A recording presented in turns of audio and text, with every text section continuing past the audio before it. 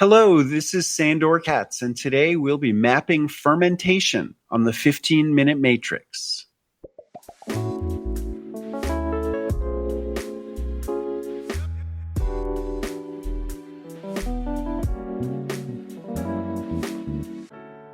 Welcome to the 15-Minute Matrix Special Nutrition Therapy Series, where we're going to dive into the approaches, practices, dietary theories, and healing foods that have been used in the most successful practices across the globe and throughout history. I'm Andrea Nakayama, functional medicine nutritionist and your host. The 15-Minute Matrix is the podcast that brings you bite-sized insights and lessons which highlight the most important tool in functional medicine and functional nutrition, and that's the functional matrix. The functional nutrition matrix reminds us of three very important factors in our clinical care. Everything is connected, we are all unique, and all things matter. Be sure to head over to this episode's show notes at 15minutematrix.com if you'd like to see today's topic mapped on a downloadable matrix to remind you of these critical aspects of care. Today on the 15-Minute Matrix, I'm so excited to be speaking with Sandor Katz. Sandor Elixir Katz is a fermentation revivalist. His books, Wild Fermentation and The Art of Fermentation, along with the hundreds of fermentation workshops he has taught around the world, have helped to catalyze a broad revival of the fermentation arts. A self-taught experimentalist who lives in rural Tennessee, the New York Times calls him one of the unlikely rock stars of the American food scene. Sandor is the recipient of a James Beard Award and other honors.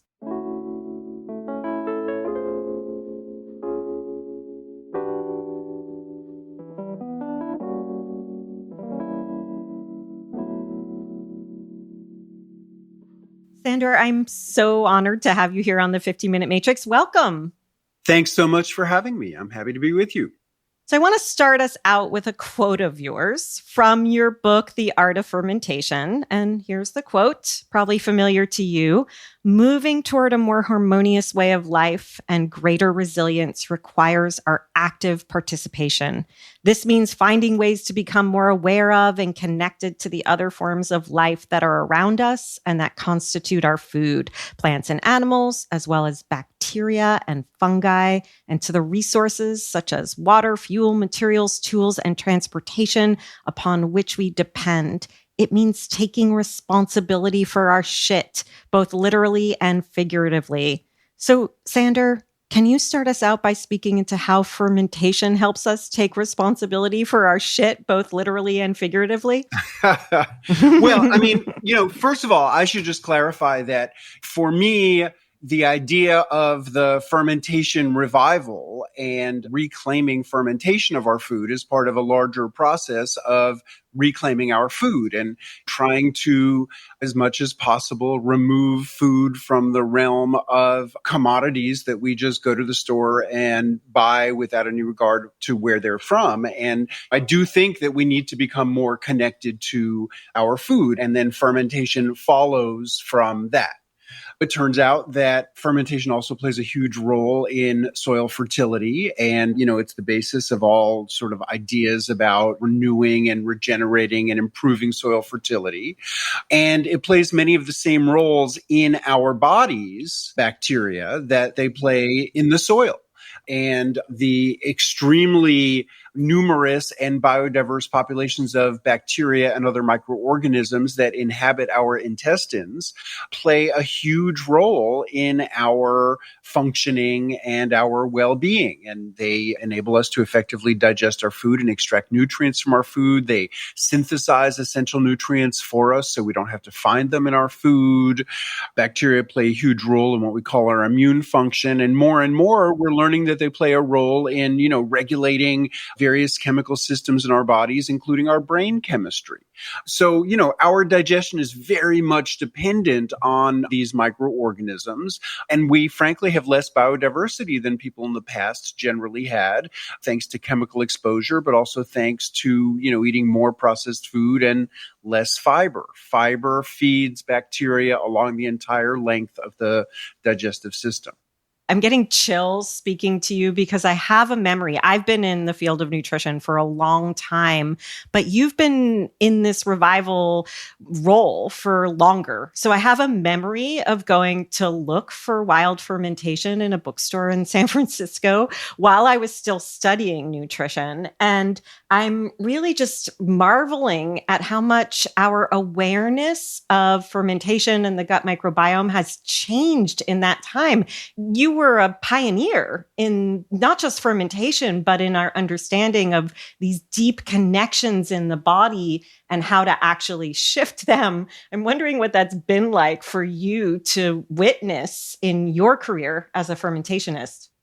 Well, I mean, I should just say that, like, I'm not a practitioner. I'm very interested in the microbiology. To some limited degree, I follow some of the new research that's coming out. I'm kind of, blown away by some of what we're learning. But for the most part, to me, it really reaffirms these concepts that I got into it believing: the importance of bacteria to our well-being. I get to see and hear sometimes people promoting particular fermented foods, making all kinds of unsubstantiated claims. I mean, I think that live culture fermented foods have the potential to improve anybody's well-being.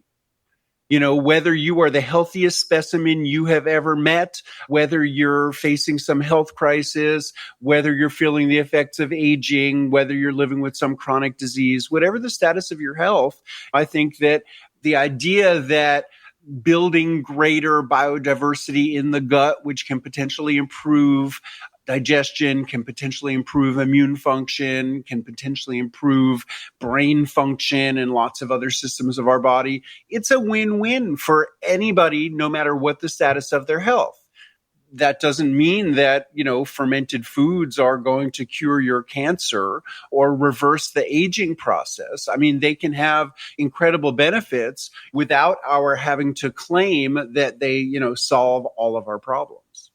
Absolutely. And I know you claimed you're not a practitioner, but one of the things I love about nutrition is we can take the science and the implementation and bring it together into what actually works in somebody's everyday without being the end all be all or the total cure. It's a piece of the puzzle. It's contributing to the terrain, so to speak, right? Yeah. So you are the go-to resource for fermentation recipes and tips, and your upcoming book will take us further into some of the traditions of fermentation. As I understand it, what are some of your favorite stories linking traditions to health outcomes? Again, not the be-all, end-all, but that contribution that we're speaking into. Well, I mean, I think that, just there are so many places in the world where fermented foods and beverages are associated with wellness and healing. I think we can't really ignore the wisdom of folk medicine and these different traditions. And it's very interesting to me how much, the emerging science of microbiology is really affirming a lot of those ideas.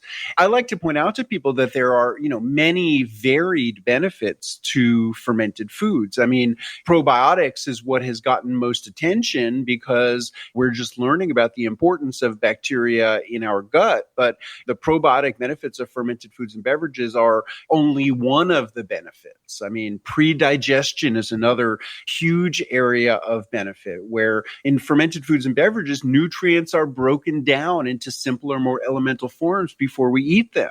And as a result, they become more bioavailable. So, for instance, any kind of grain or seed food, the levels of minerals go up in the fermented versions of them because these chemical bonds called phytate bonds get broken down and basically liberate the minerals and make them accessible to us. So they're there all the time, but if you don't ferment them, then our bodies can't extract them. And if you ferment the foods first, then those minerals become very bioavailable to us. So pre-digestion can, really enhance nutrient values of food. And then the fermentation generates additional nutrients. So, almost all fermented foods and beverages have elevated levels of B vitamins as compared to the original nutrients you start with. K vitamins vitamins, and all these micronutrients that are metabolic byproducts that we're really just beginning to investigate and learn about. Even if you're eating ferments in forms that are not alive, where you get the probiotic benefit, there are a lot of different benefits to fermented foods and virtually no risk. And how did people know this? I mean, I guess they were fermenting. If we go back to the historical use of fermented foods, I guess there were multiple reasons they were fermenting. Some of them just about the preservation of the food without having the technologies we have today. But was there awareness of a health link if we go historically back? I mean, you tell some stories about why kraut was brought onto ships, or we can look back at fermented cod liver oil as being beneficial for sailors coming off of the ships and supporting their immune system. Like, did they know? There was not like a universal practice of fermentation, and there's not a universal knowledge of fermentation. I mean, I think that in different places, people have used fermentation in different ways, and people have had different kinds of understandings of it. When I try to think about why is fermentation practiced everywhere, and, fermentation traditionally has been practiced, in every part of the world. I don't have encyclopedic knowledge, but I have been able to find no examples of cultural traditions with no fermentation. And, the way I think about it now is that all of the plants and all of the animal products that make up our food are populated by these elaborate communities of microorganisms. And some of these microorganisms can decompose our food and make it disgusting that no one would want to put into our mouths. And so people basically figured out ways to store food to prevent that from happening. Right. And then at the same time, either acids would develop that would make the food more stable for storage, or the food would just start to have more delicious, complex flavors. People would perceive different benefits. And then, if people start eating a food regularly, they may begin to perceive, ways in which it makes them feel. And I think that, this is the way in which, people came to the conclusion that these foods had special qualities. It certainly wasn't from looking under a microscope or, understanding the microbiology of it. It was a more intuitive kind of understanding. Yeah, that makes sense. When you're thinking about preparing fermented foods or beverages, are you thinking through what kind of bacteria you're using, or are the benefits beyond where you start? Does that question make sense? So most of what I do is what I would call wild fermentation, which is also the title of my first book about fermentation. But wild fermentation is not a phrase that I made up. And wild fermentation is a phrase used throughout the literature that describes something specific. It describes fermentation based on organisms that are in the food that you are fermenting. So this summer, I've made lots of, cucumber pickles, fermented pickles in the Eastern European style of my grandparents who came from Belarus. And I put cucumbers, I used dill, I used lots of garlic, I used peppercorns, I used a little chili pepper, I put a handful of grape leaves that help keep them crisp. And then I pour a brine solution, usually a 5% brine. So for a liter of water, 50 grams of salt, 3 tablespoons for a quart. I mix up that salty brine. I pour it over the vegetables. I'm not adding bacteria because I know that cucumbers, like all vegetables, like all plants growing out of soil on planet Earth, have lactic acid bacteria already as part of them. So I'm thinking a little bit about the biology, but really only these sort of universal rules that I have come to understand. Earlier in the summer, I made some blueberry wine. I didn't add any yeast because I know that fruit all has yeast on it. So most traditional ferments, you don't have to add a starter because the starter is already on it. If I'm trying to make some really specific things, if I want to make tempeh, I need to use a starter. Yeah, that's really helpful to think into. I am wondering, in addition to the caution of don't think it's the be all end all or the cure for everything, in talking to coaches, clinicians, practitioners around the globe, is there something you wish we knew about the use and the utilization of ferments and introducing them into our client or patients' protocols? Nothing specific. I mean, certainly I think that it's exciting that we're learning more and more, but I think that these foods as a group can potentially help anybody. It's not that they are magical, sort of separate things. It's about, thinking about, sort of how our bacteria that we need so badly just integrated into the foods that we're eating. And bacteria are part of everything. We can ferment things for a long time and make that extreme and maybe make a flavor that's strong, but we can also ferment things for a short time. In a very short period of time, cultivate the bacteria that are already on some food. I would encourage, especially for people who might come to you who feel like, they have an aversion to the strong flavors of fermentation. Well, ferment something for 3 or 4 days and you'll get a lot of the probiotic benefits without getting the sharp acidic flavors. So, there's a range of possible outcomes. Yeah, I think the words that come to mind for me as you're speaking into this, Sandor, are play. Like, it doesn't need to be prescriptive. We can make it playful and also just dynamic, that it's not just about the food, but as you said, how the food interacts with our system. I like to think of this as symbiosis, and you spoke into that so beautifully. Thank you so much for spending time with us today and sharing your wisdom, and for the history of sharing your play and your experimentation with all of us. Well, it's been a pleasure. Thank you so much for having me. I'm sorry it's such a short time. Thanks, Sandor.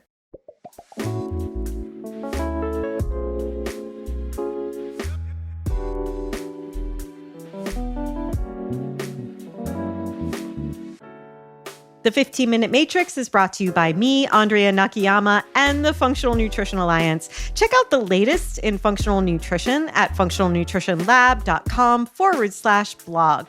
The 15-Minute Matrix is produced, mixed, and edited by Rowan Bradley, with production support from Natalie Merrill and the team at the Functional Nutrition Alliance. You can find episodes on all kinds of topics with more incredible guests at our podcast website, 15minutematrix.com. And if you'd like to be notified by email each week about our podcast releases, head on over to 15minutematrix.com/notify. Also, please feel free to get in touch with us. We would love to hear your thoughts, your feedback, and who you'd like to hear next on the podcast. You can email us at ask@15minutematrix.com.